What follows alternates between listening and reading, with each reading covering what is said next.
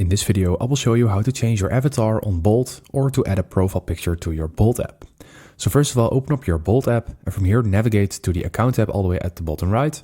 And from here you need to click on personal info. So let's go ahead and click on this. And in here at the top, you will see add a profile photo so drivers can recognize you.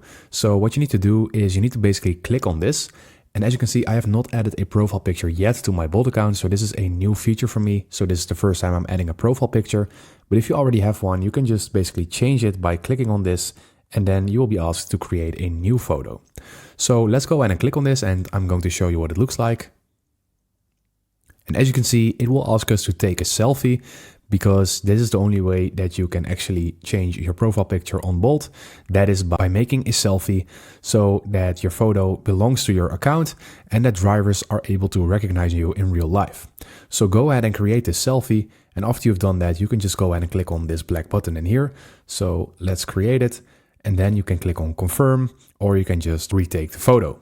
And that is how you can change your avatar on Bolt or to add a profile picture to your Bolt app.